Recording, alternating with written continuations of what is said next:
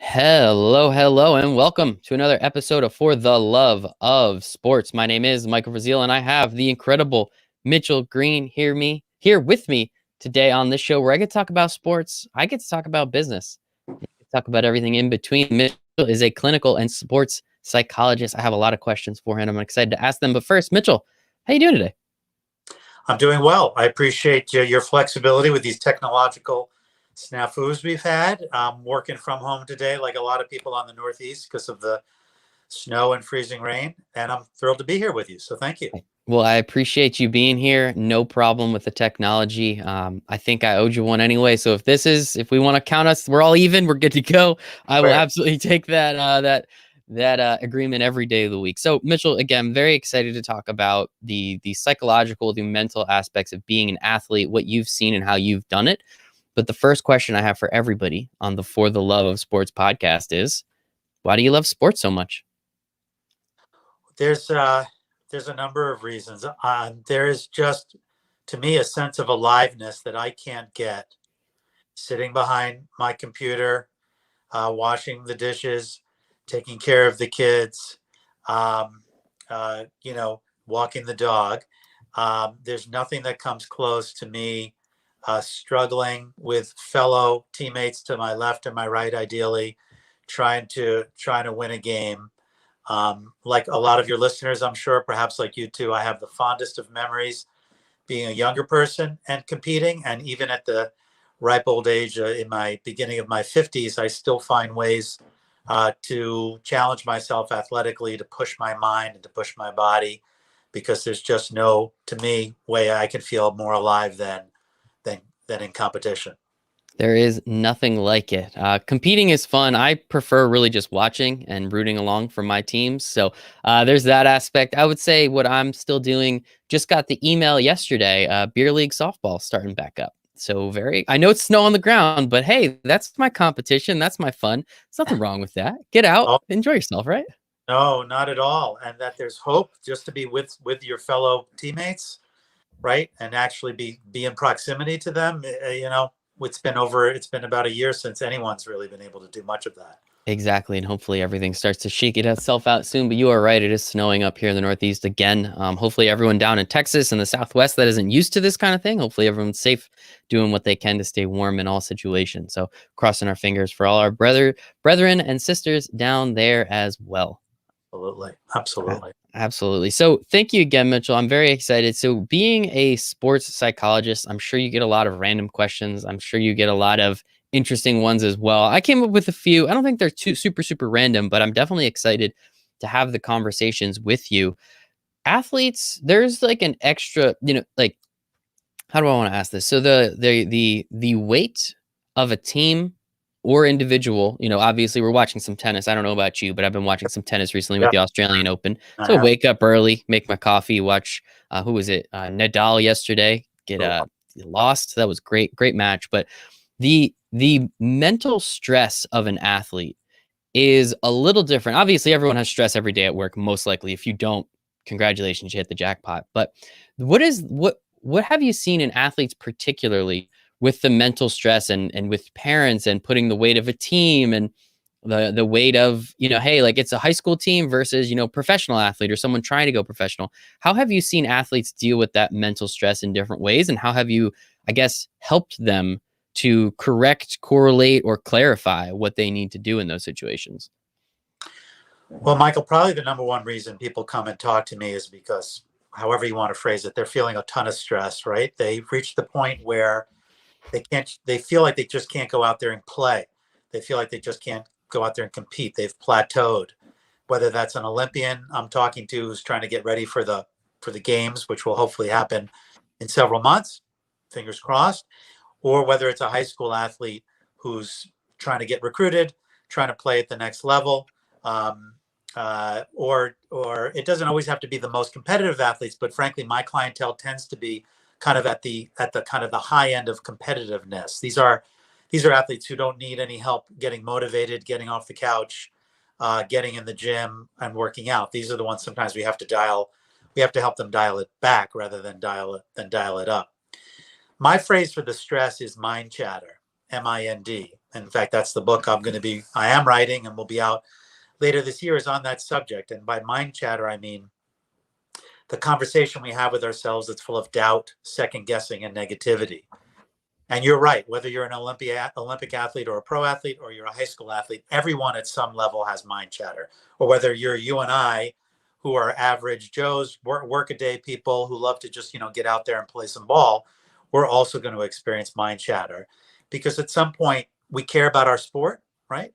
We care about our performance. We work hard, we train hard. And to not see the fruits of your labor, especially for those who are more competitive, it's terrifically and terribly frustrating. So that's probably the number one reason people come and talk to somebody like me. And it's with me that we begin to piece together, all right, what's behind all this? Why have they found it so difficult to just go out there and play and to go after it? And that's because the mind looks for trouble, right? The mind looks for trouble sometimes, and it looks for trouble in a couple of ways. One is it tends to look to the future and takes us out of the present moment, right? It thinks about what could happen, what might happen, it convinces us what will happen if this doesn't go right and this doesn't go right. And the second you're sort of time traveling, right, into the future, or you're worried too much about how the past is going to affect the present, you're out of the game, so to speak. So that's just one way that we try to kind of get after mind chatter, is to try to get people to kind of pay attention to the fact that they might not be actually focusing on the moment, thinking so much about the outcome and the end result. And that's interfering with their ability to focus and play well. It's self-awareness is a superpower. I heard that quote somewhere. I don't remember who it was. It was some prognosticator on the internet, and they were 100. Yes. Exactly. Somebody typed it into Twitter one day, and then it made the rounds. But I have practiced self-awareness for the last few years, and it was kind of confusing to understand what even the heck like awareness is. Like, I couldn't understand what I was trying to do until it finally clicked one day, and it was just literally listen to what you are saying. One of my favorite quotes, and I usually butcher it, but pay attention to what you're saying to yourself, because you're always listening. And I think it's extremely important, as you said. If I ever start thinking about the future in like a random way, like what could potentially happen, or oh my gosh, what if this happens? I do my absolute best to say, okay, I'm thinking about the future. This is 9,000% most likely going to be just completely and utterly wrong. Let's dial it back. Let's get back to the present.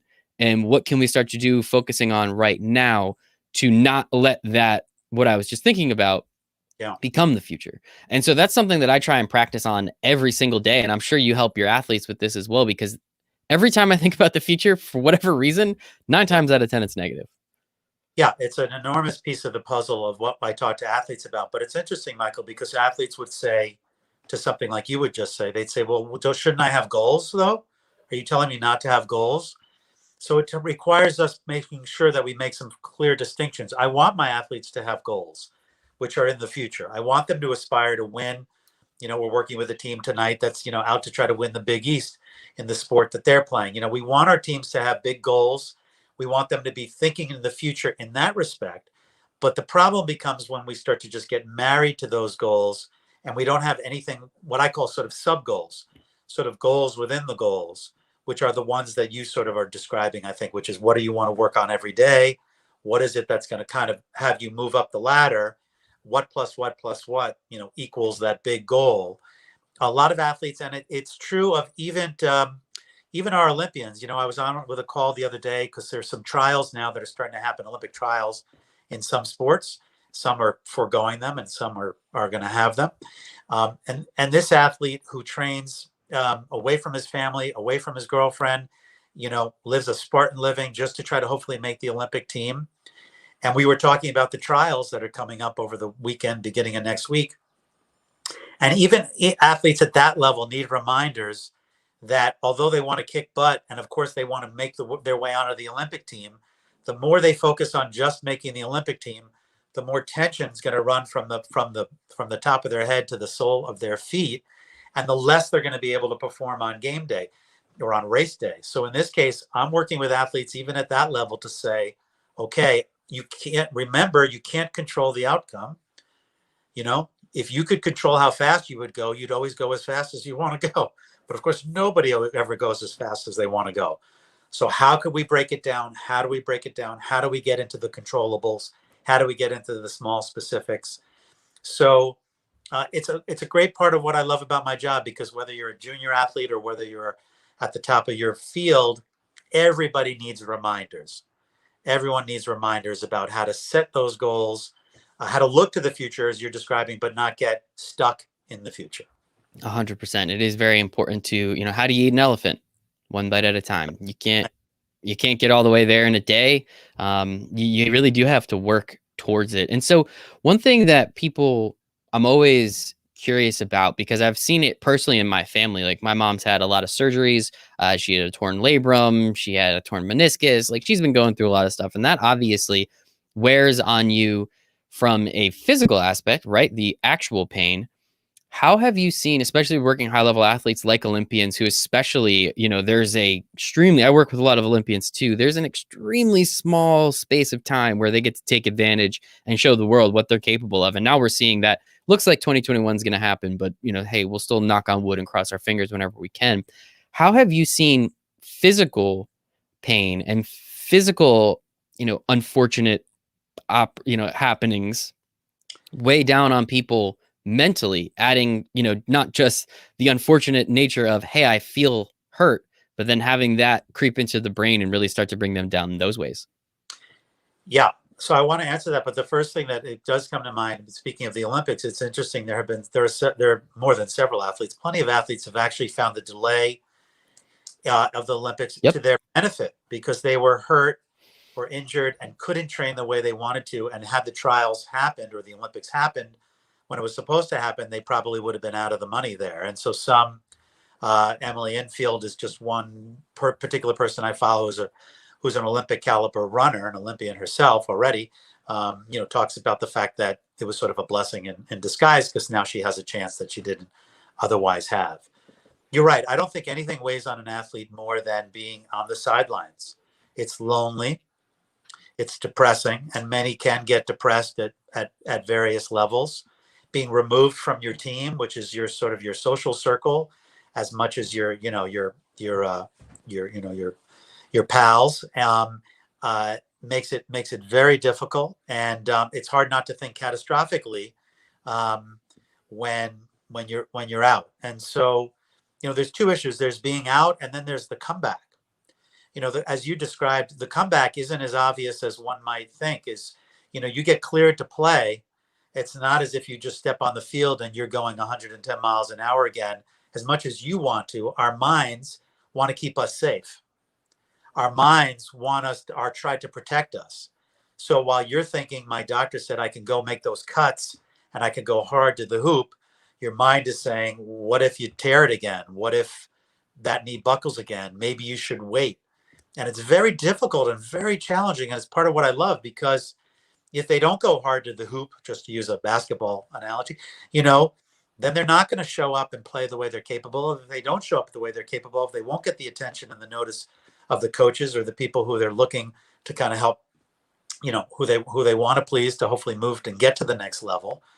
So it is the game within the game with an injured athlete. Really is about first getting them to just even be able to talk about it, because for a lot of athletes, it's very uncomfortable. It may not be their nature to share, because talking about injury and talking about fears brings up a lot of emotion.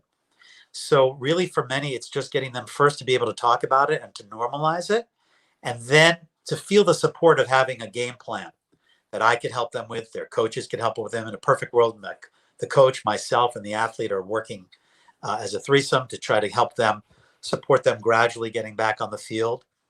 Um, and for some, knowing that they will still have pain and not associating that pain with injury.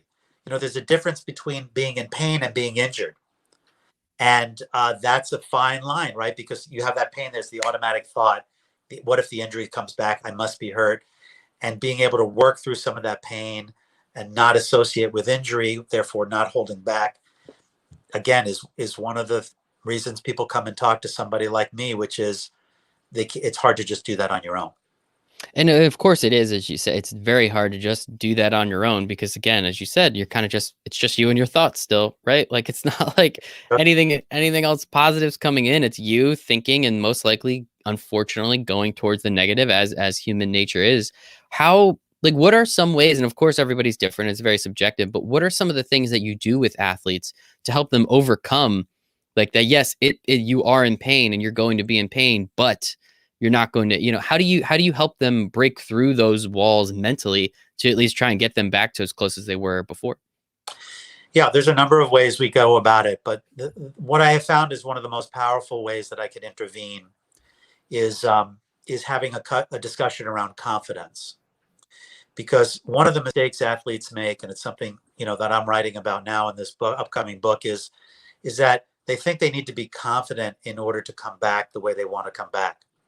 And we know confidence is an important topic with sports and with athletes.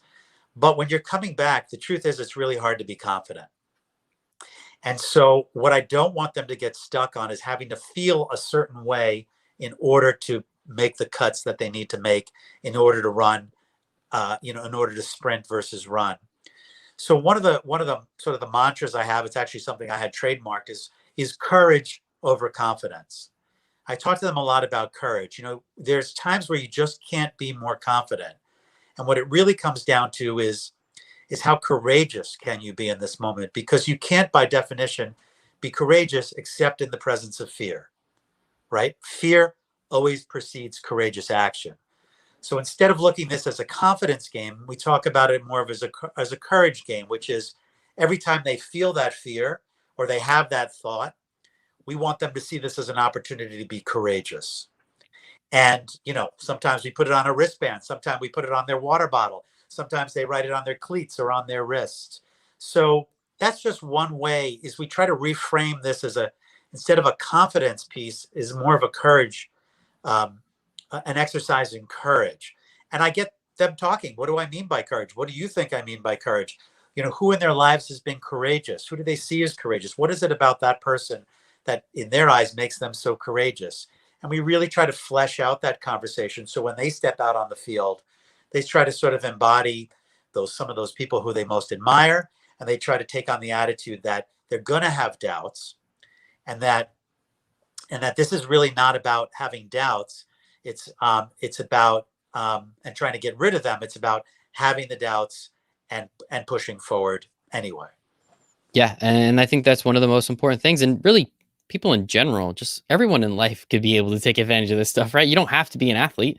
If you're an entrepreneur, you're a business person, you're a salesman, any of those things, like you could take advantage of what you're teaching, Mitchell. And I think that part is very important too. Don't think we're pigeonholing anybody here. And I guess one thing that we've seen with athletes, and I've spoken with a lot of different people about this topic is overperforming, I guess is one way we can say it, but kind of not being ready when you are in that final heat to potentially win the gold medal. You are in that Big East tournament where you probably shouldn't have seen yourself in the championship game or you didn't expect it, but you're there now, and kind of that adrenaline and that heartbeat and that rush. How do you then help athletes who you've given them all the tools to accomplish and get to what their goals are, right? And then they Yeah. get there and they're almost like, oh no, they almost paralysis because they're there and they didn't expect it, kind of thing. How do you then help athletes and people again in general kind of dial it back, as you were saying, just to make sure that everything's back Yeah. to even keel and we're smooth again? Yeah. Yeah, it's a great question.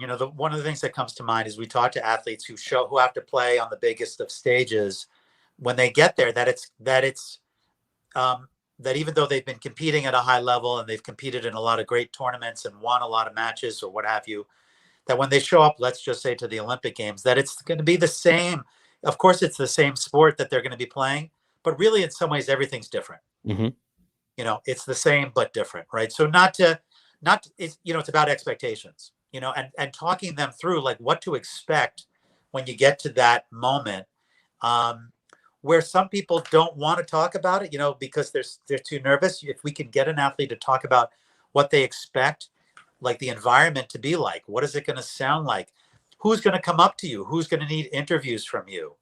Who's going to be there telling you the kinds of things that you want to hear? And who's going to be there who are the energy suckers who are going to show up there, who are going to kind of get you way off your mental game.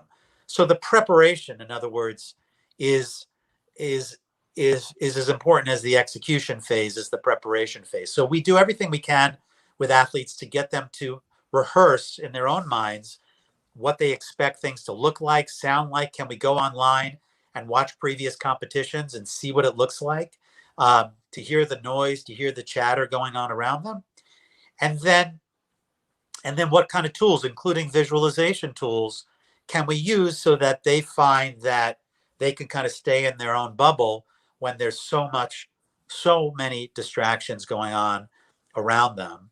And the last piece I'll just mention too is most athletes, if not all athletes, spend most of their time training and not competing, right?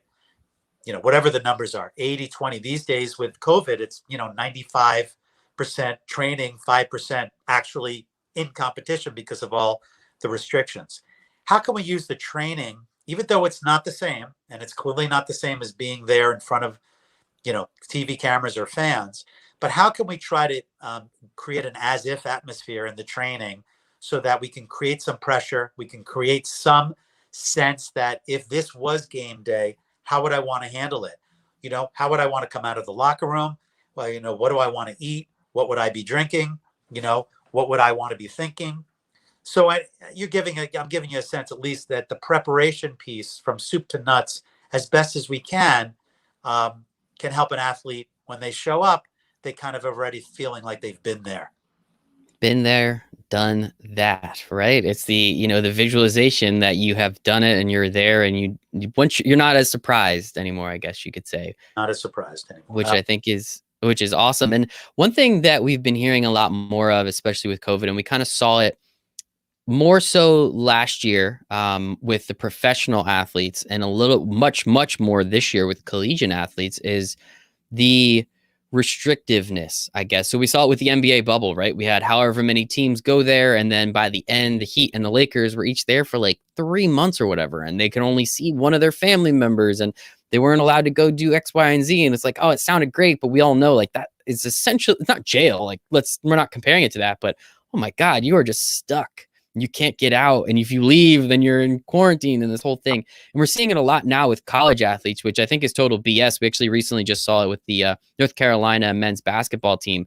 They went out to a college party like college kids do, and they were just videotaped without masks on. So the whole team had to shut down and everyone had to quarantine. It's like, I get it. But at the same time, like, how have you seen, or what have you heard from the athletes that you work with, and how much more stressful and more difficult is this year because of all of the restrictions and everything placed on top of, especially these kids? How have you seen people, struggling and or dealing with, these gigantic ramifications?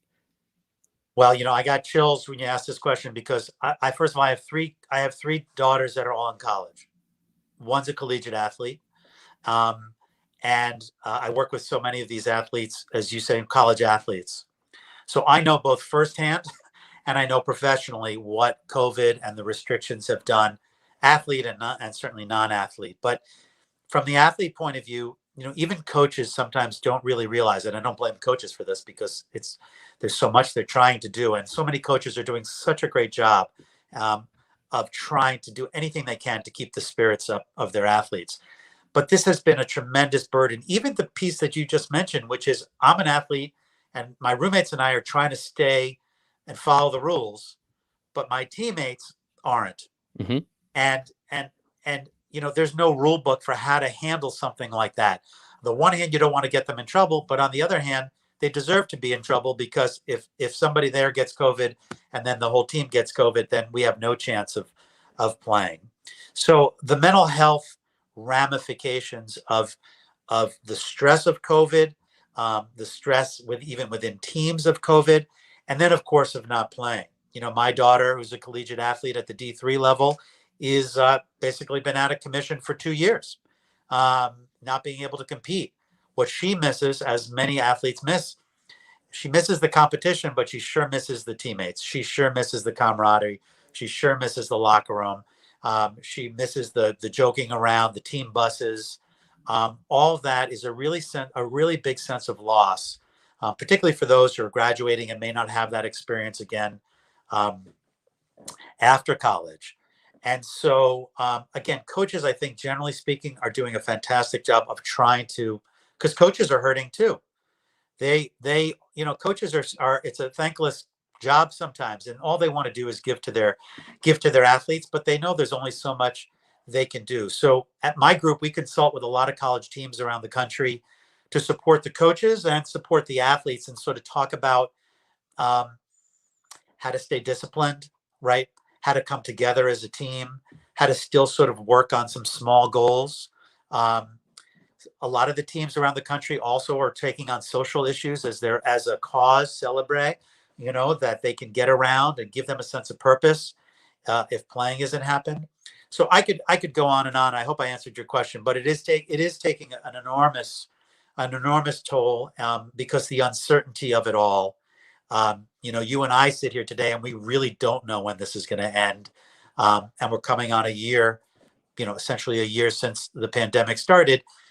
And uh, um, the last thing I will say about this is, people like the NBA players that were in the bubble and athletes all around the world, the fact that they're talking about how hard it's been, the fact that somebody like Paul George was able to say, you know what, I was out of it. I kind of got depressed being away from my family. Kevin Love, other athletes who are willing to share their struggles is certainly helpful to the younger generation who could see if they're struggling and they've got $1 million plus, it's okay that I'm not okay. And from some of this, I'm hoping becomes more enlightenment and more conversation about mental health and the need for us all to take care of each other and ourselves. It's the best thing that can happen, right? Is just having these conversations and letting people. Yeah, I think when Paul George came out and said that, that was huge because, like, I don't know, like put yourself in his shoes. Like, I don't care how much money you're making, you can't spend any of it. You're just sitting in a hotel room most of the time. To get there, if I'm not mistaken, they all had to sit in a hotel room by themselves for like 7 days. They couldn't Yeah, even go out. All they could do is play video games, and like, you yeah. love video games, man, but at some point. Yeah, you want human connection, you want normalcy, especially if you're a parent, you want to be able to hug your kids and people. Yeah, so you get to see that these guys are as human as we are and want the same things that anybody else wants. They just happen to be enormously gifted and talented. But I'm glad they're using their soapbox, many of them, to say, you know what, I struggled too. And that's, again, that's really all we can ask for. We've seen Dak Prescott come out. You obviously said Kevin Love. He had a huge piece in the Players Tribune, if I'm not mistaken, coming out about struggling with mental health. So it's becoming more a part of the lexicon. A good friend of mine, Malcolm Lemons, he actually Yeah, started Athletes Unheard. Awesome. So if you haven't, heard about him and his group. Yeah, it sounds like they're well, doing wonderful work. sounds like I have a good introduction to make for you, Mitchell. That's a good one. He's an awesome guy. I've had him on the show a couple times, so excited to Oh, get him on again. So I guess, kind of to round out the conversation, tell me a little bit more about yourself. How long have you been? It seems like you've been doing this for a little while now. What was the reason, and kind of how did you get into sports psychology, and how did you then turn it into and make a career out of it? yeah. So the quick story is I'm a New Yorker. I came down to Temple University to get my PhD in clinical psych. And while I was studying there, I still paid attention to the New York sports scene. And there was a guy, some might remember, named Chuck Knobloch, who was a player on the Yankees at that point. He'd been on a number of teams. He came to the Yankees as a former MVP in Major League Baseball. And uh, in due time, he wasn't able to throw the ball accurately from second base to first base because of some sort of mental block. He wound up resorting to having to throw the ball underhand just to ensure its safe arrival. And while we had seen other athletes, Steve Sachs and other athletes had this was just a story that captured my attention right at the time I was studying psychology in a graduate school way. And, he eventually moved to the outfield. He eventually got traded. And then a few years later, he was just out of sports. He went from the best of the best to being out. So I always had that in the back of my mind, but I was trained as a clinician. And I think that's actually been an enormous benefit to me with my athletes now. I get a lot of people asking me for advice about kind of how can they kind of do what I do. And there's a lot of ways to become a sports psychologist, but having a clinical background to me, and again, I'm biased, particularly though when we're talking about mental health concerns, has been just an essential piece of what I do. So I started out as just a very typical clinical psychologist. There was a point in my career where I took stock and I thought, is this what I want to keep doing? I looked to the future. In that case, it was helpful. And I said, what do I know I could stay busy doing what I'm doing now, but this passion for sports, this knoblock situation always was the kind of conversation I was having with my professors kind of before and after class. What do you think? Well, how could that happen? What's a mental block? And I sought out a guy here in Philadelphia named Dr. Michael Sachs, who's continues to be a friend and mentor to mine, former head of the sports psych division of a national organization.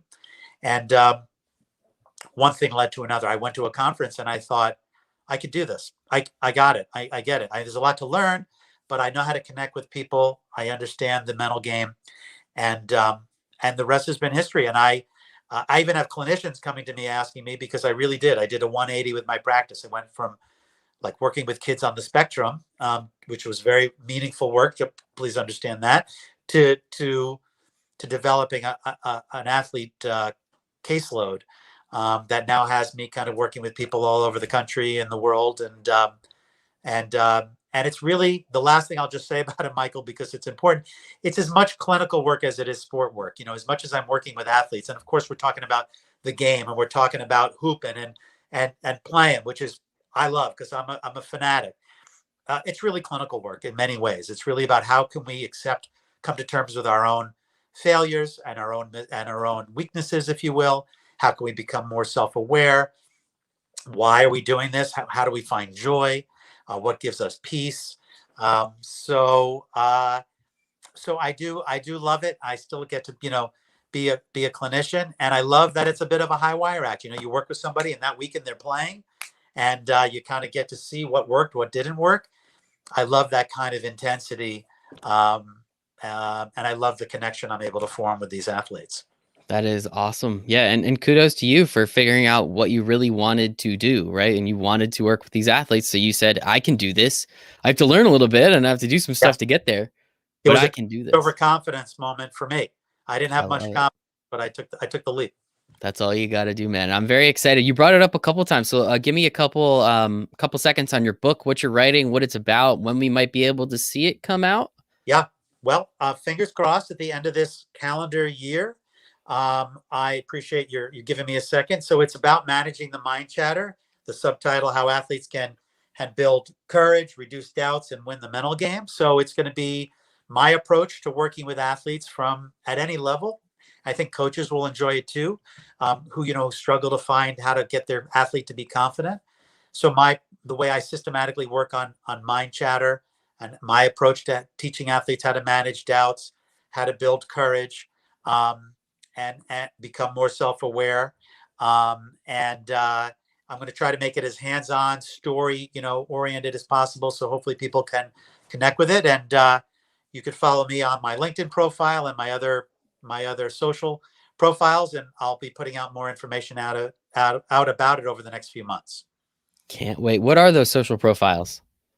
Well, it's under my name, Mitchell Greene, on LinkedIn. That's pretty easy. On Instagram, I'm Greene Psych with an E at the end of Greene, Greene Psych. And Twitter, I'm Sport Psych, SPORT, Sport Psych. And if you find me there, you'll eventually be able to work your way over to my Facebook page, where I have a Greene Psych Sports Psychology Facebook page, which I'm very active on now. You'll see a couple posts a week. Hopefully there's something you can connect with about winning the mental game. I love it. You got Sports Psych on Twitter? Shout out. That's incredible. How did you do that? It's a very good pickup. I picked it when I didn't even know what Twitter was, but I went on Twitter.